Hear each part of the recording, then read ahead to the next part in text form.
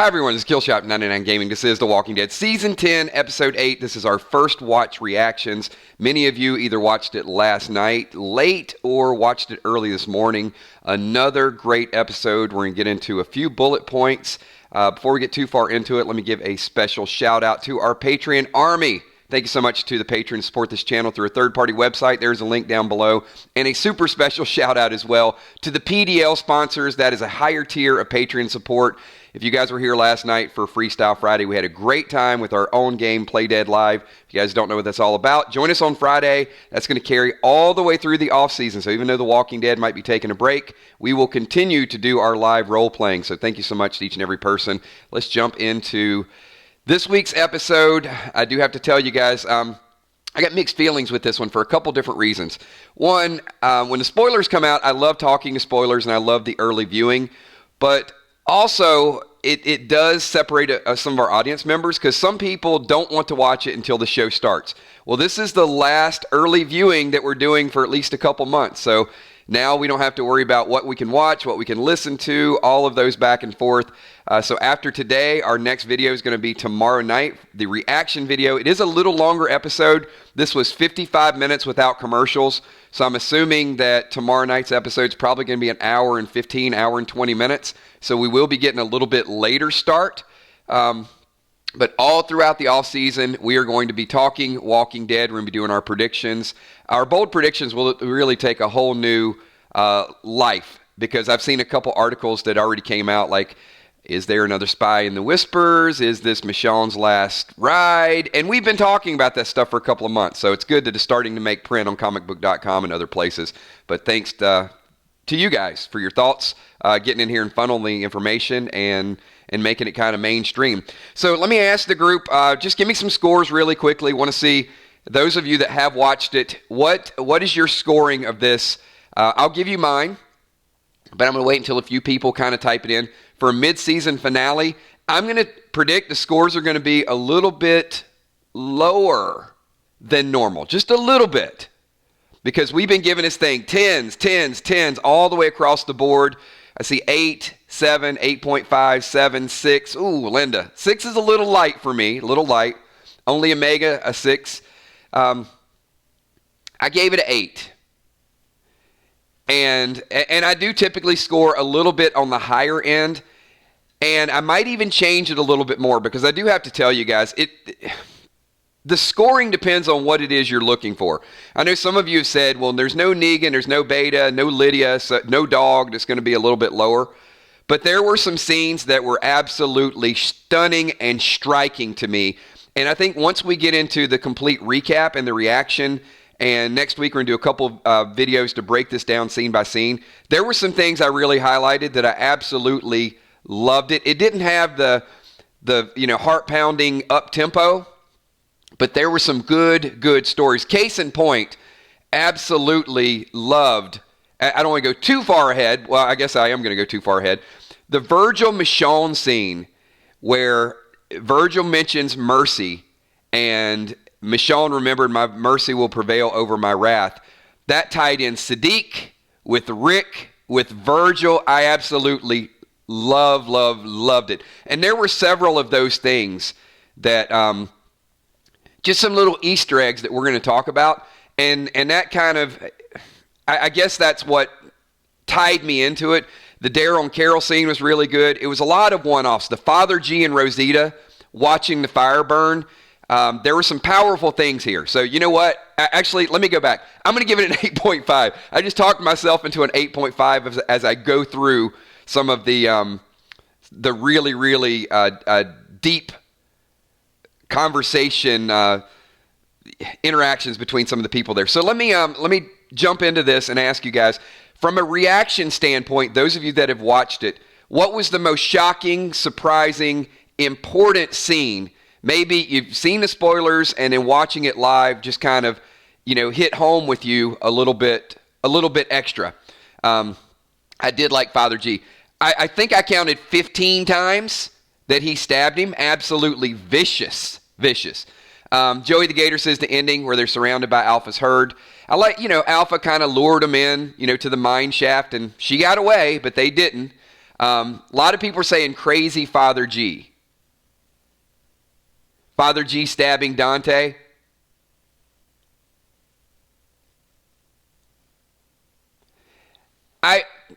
I do like that we didn't see another scene with Father G, but I feel like Rosita pressured him into that, and this is why I scored it a little bit higher with that, is he seems to be choosing his family over his faith. That actually was very, very striking to me, is how he went there and he was just stone cold. Rosita got to watch out the window. The way Rosita is just telling, Coco, you're going to be strong, you're going to be strong, you're going to have a family. And she just knew to walk over to the window like it was happening. She knew what he was going to do. And then, walks up beside him, and the two of them just are a pair. So, before I thought Rosita might, she said she can't die. The verdict is still out. So, hey, really quickly, we've got a ton of people watching.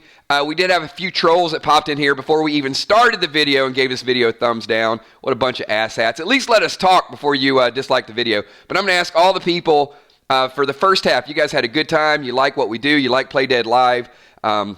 Talking spoilers, reactions. And if you're going to be here for random things, once we turn the corner with that, the first week of December, we're going to be doing What If Wednesdays. Monday night, we're going to be doing trivia mashups. There's a whole lot of stuff that we'll tie Walking Dead into. If you guys like what we do, give this video a thumbs up. If you've listened to a little bit of it and you don't like it, give it a thumbs down. But don't pop in a stream and give it a thumbs down and disrespect all the people that are here that are really passionate about it. So, yeah, that's my coffee with kills. That's my morning fire. So I got a couple more things that, let me do this. Tell you guys that we're going to do the reaction video tomorrow night. Typically, we do it around 10:10. It's probably going to be about 10:20 tomorrow, so it is going to be a little bit later start time because how long the episode is. And once we do the reaction video on Monday night, we're not going to be doing a bunch of double streams next week. We're gonna wind down a little bit, but we will still be doing our nightly broadcast. So Monday night, we're going to do a complete recap. We're going to break down some of these scenes, and then Tuesday, we'll be jumping around for that as well. I got super chats in the house. So Goucher Goucher, thank you so much for that super chat. Appreciate you, man.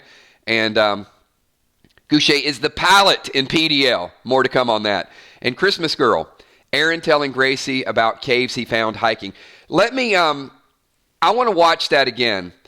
That is another very powerful scene, Christmas Girl. And I want to make sure that I'm not reading too much into it. But when Aaron was talking about hiking, I really think that was a conversation with her about gay marriage and how she's just sitting there and it's normal. Like I said, we don't get too political with this, but that really kind of moved me a little bit, where she was having the conversation and he said, I was there with another man. And I know in this day and age, it should be completely normal to have those conversations. It's not for some people, but she was just completely in tune with it. And it shows you that the new world is not prejudiced. And it's the people from the past that are prejudiced. And he changes the subject. Like he's explaining to her, we were looking at those people and their decisions and realized that they had a different way of life. Almost as if those people down there did not accept my relationship, and Aaron was almost running away from it.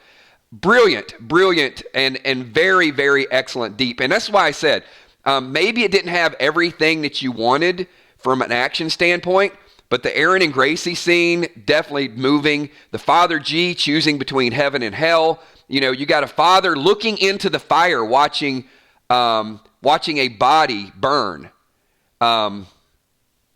Just great storylines. Michonne going up to Oceanside, as we've talked about, where she's telling them, when's the last time you've accepted somebody into your community? Well, you better go back and change it up a little bit. So as we've talked about, there could be potential whispers in Oceanside. Also, I know I predicted this earlier in the week, and some people gave it a thumbs down, but I'm going to ask you guys, the 2-day lag period, do you guys feel like this is a trip that Michonne may not come back for. I know everybody says, hey, the cliffhanger is the group in the mine, but Michonne is 2 days behind. That means if she leaves, there's a 4-day turn before she'll ever get back to this group. And also, is it possible that Michonne's radio might have better reception when she gets to the island? And that's the Rick Grimes clue that we might be waiting on. She gets over there. There's a lot of things that can happen on that boat. One, she's taking the boat over there. 3-hour tour, you never know. Weapons over there. Radio reception. Just shark attack. There's a lot of things that could happen on the way to the island. So she is not back. She's 2 days behind. There were a lot of very, very obvious, deliberate type of things. Hugging Judy. Judy's not at Oceanside. Judith, think about this. When Michonne comes back, she's still another day away from Alexandria. So that group is going on, and she says, hey, be good for Uncle Daryl. So I put Michonne 2 days there, 2 days back, a day's ride to Alexandria. She's a week behind anything that happens with Alpha and the rest of the group. Just keep that in mind. Julie J., thank you so much for that super chat. Appreciate it. But you know what? I guess we'll have to speculate it for the next 3 months, won't we? So everybody's like, she's coming back. She's coming back. You hope she's coming back. But I don't think she's just going to go there, load up. I mean, boat could sink. Too many guns that she's trying to bring back. Exactly. Oh, I love it. Nice Jaws reference. Christmas girl. Michonne's going to need a bigger boat. Yeah, I mean, how many weapons is she going to carry on that little sailboat? We will find out, won't we? All right, so the action, the adventure. So probably the biggest action we had was Father G stabbing Dante 15 times. I really, really liked Dante's story. And even when it got to a point where he was dead, and I'm okay that he's dead, but boy, has what he's been doing really resonated with the group. You know, there's the normal course of events that they would do, and then there's that little bit extra, right? So Dante's purpose has kicked in, and Rosita kicked him in, but Rosita says to Father G, maybe Dante was right. We're not as strong as we think. So all this stuff he's been doing, if you don't think it's worked, just that sowing that seed in her mind has worked. Also, did you feel like Michonne was a little extra harsh on Virgil? That's what I mean, that little bit extra. Like normally you put him through the questions, you put him through that. But she kept basically saying like, who's your leader? And I thought that some of that would have happened. But that little extra is because of Sadiq, and is because that you can't trust anybody now. So it might not be working full scale, but it is working. And it's working in a little bit of paranoia and a little bit of dialogue. I also found it a little bit troubling. How many people like the Daryl Carroll scene? And you felt like Carol and Daryl really had, you know, a nice heart-to-heart and a nice connection, and she gets it. That at that moment, finally sinks in, she gets it. Well, sorry, you're all wrong. She didn't get it. She absolutely didn't get it, because the first sign she saw Alpha, it all kicked in again. And I don't mean this in a bad way. I mean, Daryl, I understand what you're trying to do. I understand you want her to talk to you. I understand you're trying to help her get over that, but she didn't get it. She still ran off after Alpha again. So I think there is some importance in that conversation, but the importance in the conversation is if Carol can't talk to Daryl, and if she can't open up to Daryl, she can't talk to anybody. She's so far gone. Absolutely, Christmas girl. She's blinded by vengeance. And she can look Daryl right in the face and smile and nod. It's like, I got it, but you don't get it. Because it's all about revenge.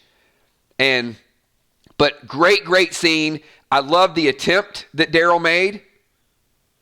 I love that he's there for her. But there were a few scenes where you think someone's going to react a certain way and they change it up on you. So brilliant writing. But I will agree. I'm still staying with 8.5. I will agree with many of you. I don't think it was a 10. I don't even think it was in the 9s. But it did have some things that I loved that maybe other people didn't. Najee Watt says, we never saw Rosita crying with Coco, did we? Maybe more scenes not included from the trailer unless it's in the second half like Michonne with Lucille. We did. So, Najee, the scene with her with Coco was a brief moment. You know what? let me highlight that. I'm glad you brought that up as a super chat. That scene was awesome. It was absolutely awesome. Rosita, if you want to talk about super mom, badass Rosita, now I know later on she said, I froze. That was, with the Eugene thing. But the Rosita scene, Dante right there with a knife. Let me put down my baby before we fight. Dante getting the upper hand. Coco crying. Sadiq going toward the bathtub. Rosita getting the knife after she knocked the knife out, stabbing him. This is what she does.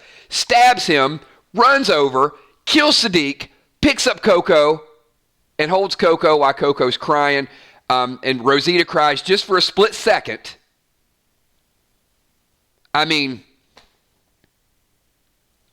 and you know what? I even forgot the knee lift. She went back in and gave him like a knee to the head, punched him a few times, and then it's like, okay, all right, I got you. I got you, baby. We're good.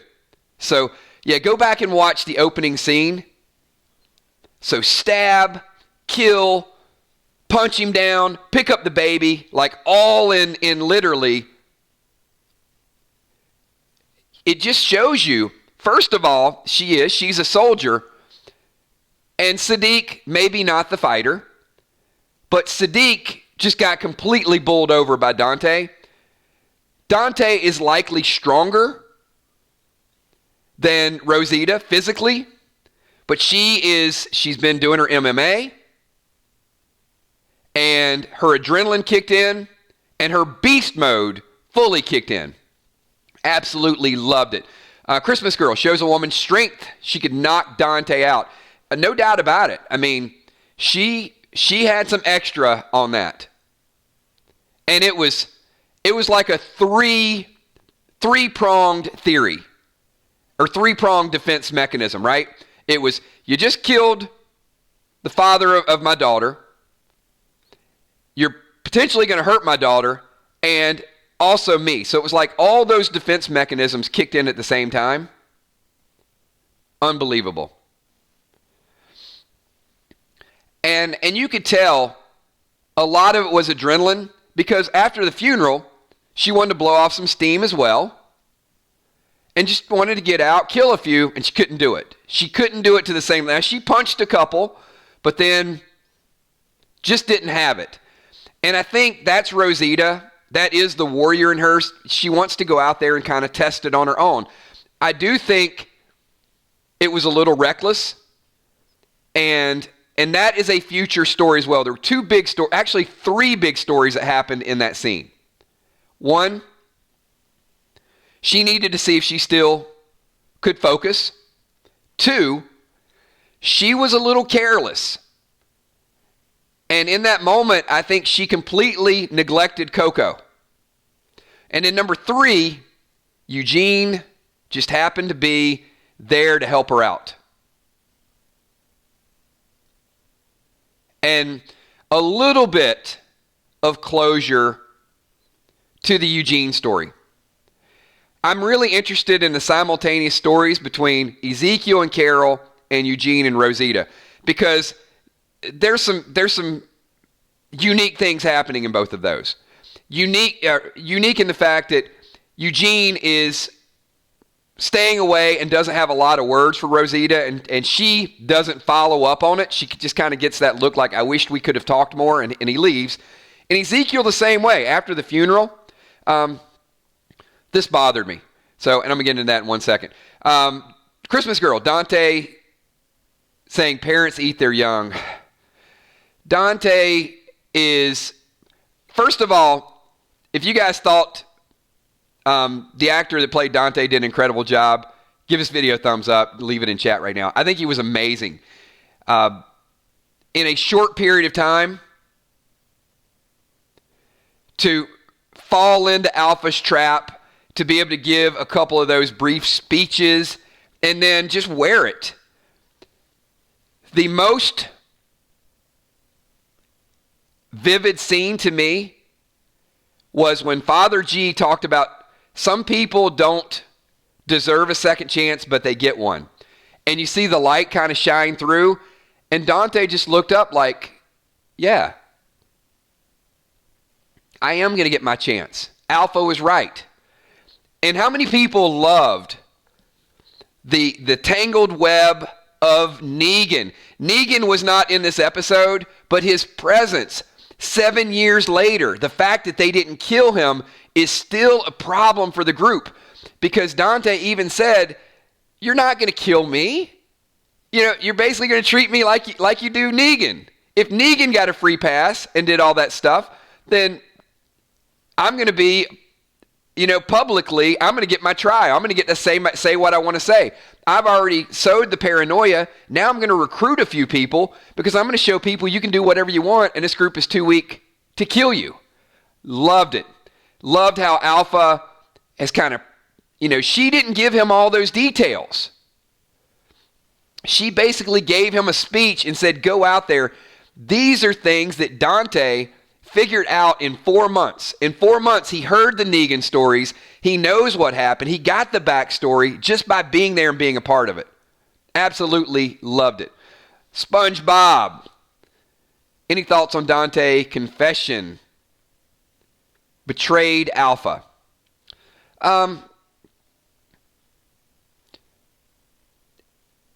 I think either way, he was going to be a dead man walking.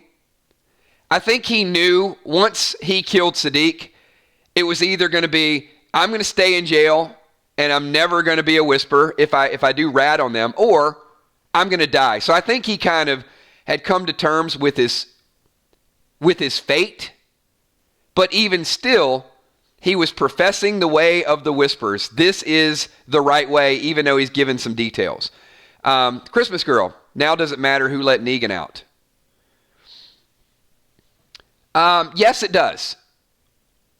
So, as I said several weeks ago, I did not think it was Dante.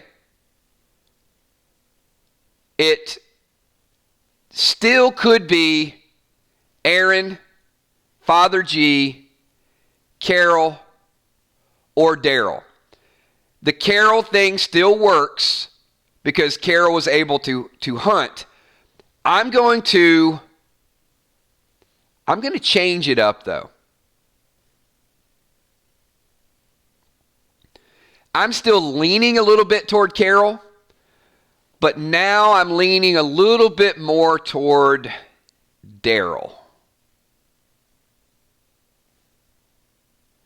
Now, you guys probably think that's a little crazy. And the way I approach this is from how it will surface in the story. So one, it's too big of a story not for them to give us an answer to. But number two, hold on, Mist. I'm going to tell you why. Hold on, give me a second. Just because you told me Daryl doesn't mean that it's going to be Daryl, Joey. And I'm not saying Daryl because you told me it was Daryl. I'm going to tell you why. Give me a second. So initially I thought Carol because I thought that it made sense for Carol to track Negan and that story would be told. Okay? Now that story is not being told. The new story of them finding Negan is related to the herd in the field, now in the cave, and also finding Lydia. So it seems like the Carol narrative could have played itself out. The Dante rationale has probably played itself out. Dante's dead. And to Christmas Girl's point, is it one of those things that we'll never find out? I do think it's a story that's going to be told. So if it's going to be told,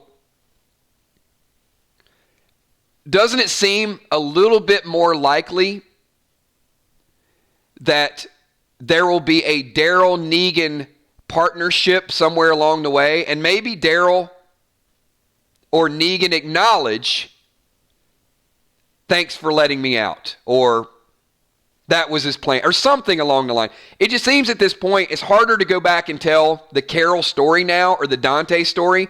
The Father G, I guess, is still in play, but it almost seems the way the story is going that there will have to be some partnership between Daryl and Negan, and that will shine the light on why Daryl let him out of the cell. I'm not 100% with it. It's just kind of a gut instinct. It's kind of a feeling. We will talk about that over the next couple weeks.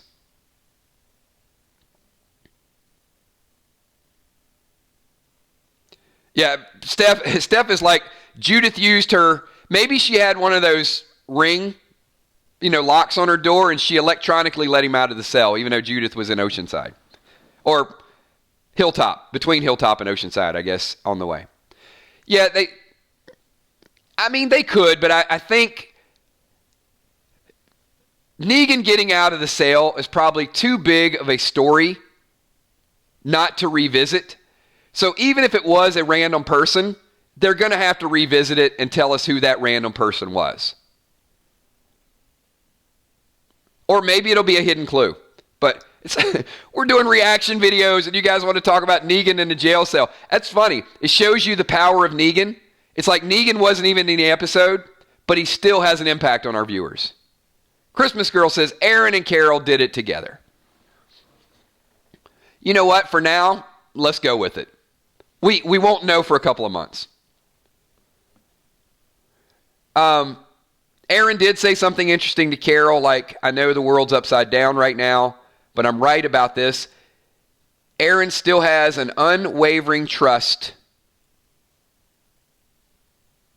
in Gamma. So one thing that was a little bit misleading, I think, from the spoilers is someone was watching from the woods. And it almost gave you the impression that it had to be Gamma watching from the woods. I'm thinking it was Alpha watching all along, and Carol kept feeling that presence. So I know, the speculation was it could be Gamma. I think the way that played out, like Alpha's here, Alpha's there, they're running after Alpha, I think she was just watching every step that they took. So that's something that's a little different from the spoiler. Christmas Girl, a lot of references to Deanna this episode. Yes, and that videotape was great as well, too. So, question. If Dante's son, Jimmy, was still alive, would Father G still have brutally stabbed him? Leave your thoughts and comments to that. Just kind of curious.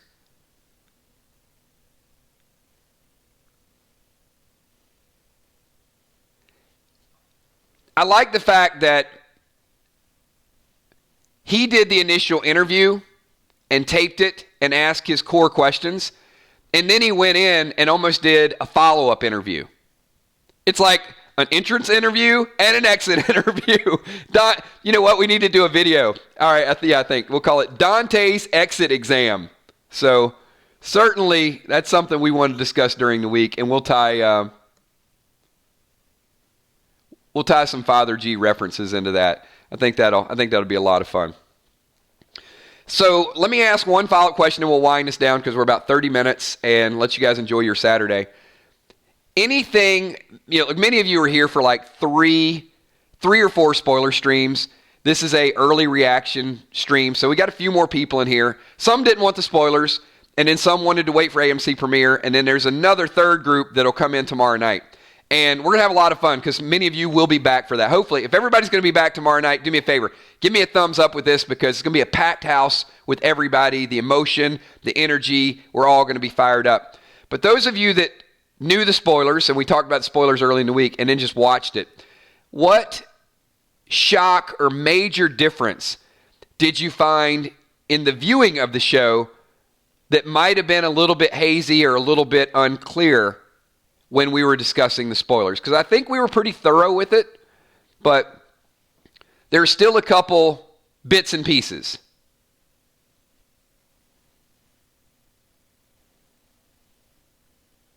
Age in the house. What's up, Age? Thank you so much. Says, I think Laura let Negan out of his cell. She's rarely seen anymore. She freed after the Lydia fight. Maybe she believed in him. And I think that's what we were alluding to a little bit earlier, Age, is it could be somebody that we don't suspect. But even still, you know, I could see like Negan giving Laura a little wink later on, you know, just showing us she let him out. I don't think it's going to be in, I don't think the jail cell, jailgate, I guess is what we'll call it. But jailgate right now is not related to, it doesn't seem to be related to Carol. It seems like it'll be something that, you know, thanks for hooking me up. I just paid you back. Thanks for helping me. And they have to tell that, I think, by the end of the season. But we're going to be pushing for it. It's a good comment, though. Christmas Girl, reference to mercy prevails over my wrath. That certainly wasn't in the spoilers, and I think it was a sweet way because Michonne found out about Sadiq on the radio, and Sadiq is the one that started that saying, and it resonated with Rick after Carl's death, and then it stuck with Michonne for 7 years, like it's still in her mind, that Sadiq's impact, even though he's dead, continues to live on. And I also like the fact of Father G saying, Sadiq was like a brother to me. So some really good Sadiq callbacks in here. And you know what? If that brought tears to your eyes, wait till tomorrow night when thousands and thousands of people are watching the playback or in this stream. So, yeah, I think that's going to be a huge, huge focal point tomorrow night. I loved it too.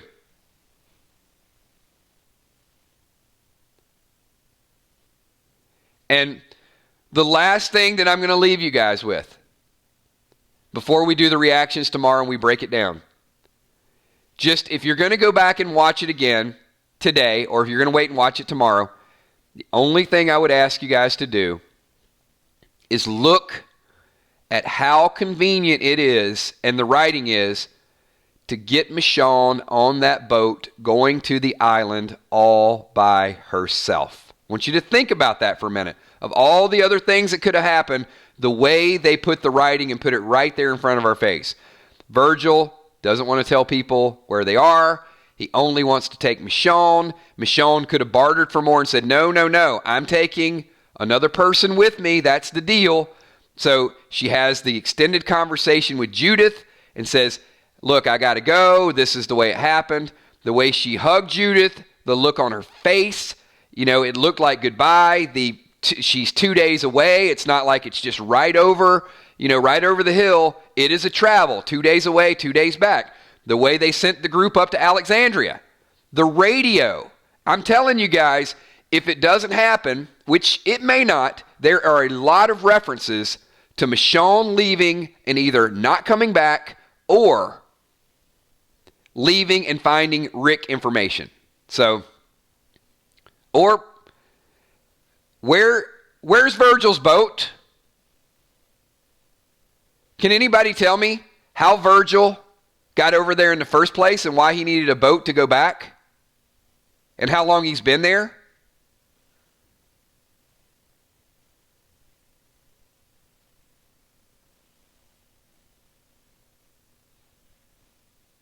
Anybody?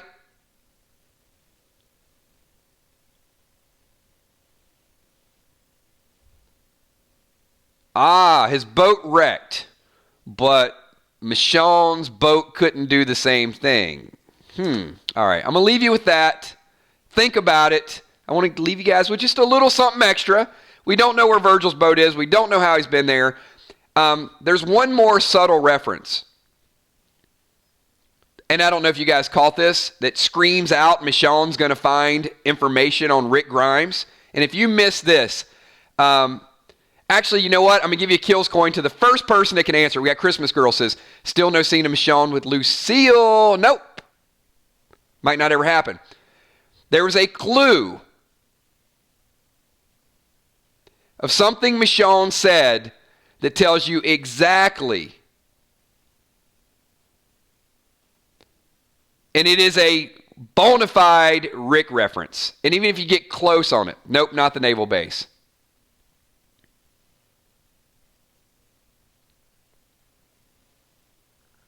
All right, just for sake of time, it's going to take a little while. I'm going to go ahead and give this to you. But tune in tomorrow night, tune in all week long to win some kills coins. Go back and listen to it.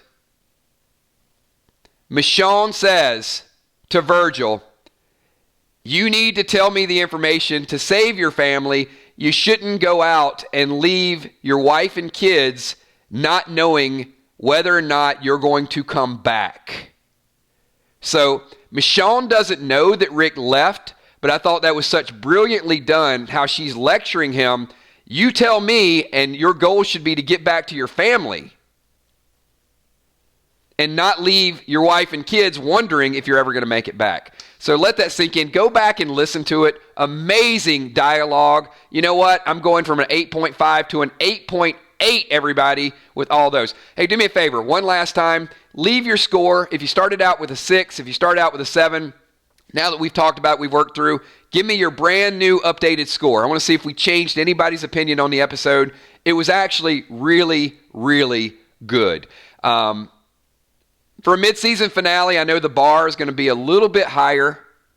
But yeah, I'm going 8.8, and you know what? By tomorrow night, I might even be able to get this thing, dare I say, above.